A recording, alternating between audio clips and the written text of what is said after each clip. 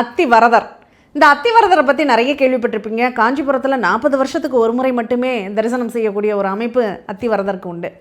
அதே போல் இப்போது கும்பகோணத்தில் உள்ள ஒரு அத்திவரதரை பற்றியும் நிறைய கேள்விப்பட்டுருக்கோம். கும்பகோணத்தில் இருக்கக்கூடிய அந்த பிரம்மன் தெரு அப்படின்னு சொல்லக்கூடிய அத்திவரதர், இதனுடைய வரலாறு என்னென்னா, சௌராஷ்டிரக்காரங்களால் எடுத்து நிறுவப்பட்ட ஒரு கோவில் அப்படின்னு தான் சொல்லணும். அந்த ஆலயமானது அந்த வரதர் பெருமாளுடைய, வரதராஜ பெருமாளுடைய ஒரு பாலாலயம் 1915 கட்டப்படுது. அப்போ அந்த பாலாலயம் பண்ணும்போது, பாலாலயம் பண்ணும்போது ஏதாவது ஒரு மரப்பலகையில் அல்லது ஒரு கல்லில் அந்த சுவாமியை ஆவாகனம் பண்ணி வச்சு வழிபடக்கூடிய ஒரு முறை இருந்தது இல்லையா? அப்படி ஆவாகனம் பண்ணுறதுக்கு அவங்க அத்தி மரத்தை தேர்ந்தெடுக்கிறாங்க. அத்தி மரத்தில் ஒரு 1.5 அடி உயரத்தில் பெருமாள் ஸ்ரீதேவி பூதேவி சமேதராக அந்த பெருமாளை உருவாக்கி பாலாலயம் பண்ணி வழிபாடு செய்கிறாங்க.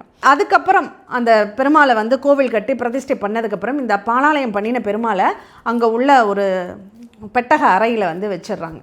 இதை திரும்ப மறுபடியும் 12 வருஷத்துக்கு ஒரு முறை ரொம்ப காலங்களாக அது பூஜைகள் பண்ணாமல், கும்பாபிஷேகம் பண்ணாமல் அந்த ஆலயம் அப்படியே மக்கள் வழிபாட்டில் கொஞ்சம் கொஞ்சமாக குறைஞ்சி போயிடுது. அதுக்கப்புறம் மறுபடியும் சௌராஷ்டிரக்காரங்கள்லாம் ஒருங்கிணைஞ்சு 2013 கும்பாபிஷேகம் பண்ணுறாங்க. அப்படி பண்ணும்போது அங்கே மறுபடியும் அந்த பாதாளத்தில் இருந்த அந்த அத்திவரதரை எடுத்து பூஜைகள் பண்ணி அதுக்கு ஜவ்வாது அந்த வாசனை திரவியங்கள்லாம் சாத்தி அவங்கள மறுபடியும் அந்த பாதாள ஆலயில் ஒரு 3 நாள் மட்டும் வழிபாட்டுக்கு வச்சுருந்துட்டு உள்ளர வச்சிடுறாங்க. இப்போ திரும்பவும் இந்த 2026 இப்போ அந்த அத்திவரதரை அவங்க மறுபடியும் வெளியில் எடுத்து மக்கள் தரிசனத்திற்காக ஒரு 10 நாட்கள் வச்சுருந்து திரும்ப பூஜை பண்ணி மறுபடியும் அந்த பெட்டக அறையில் வைக்க போகிறாங்க.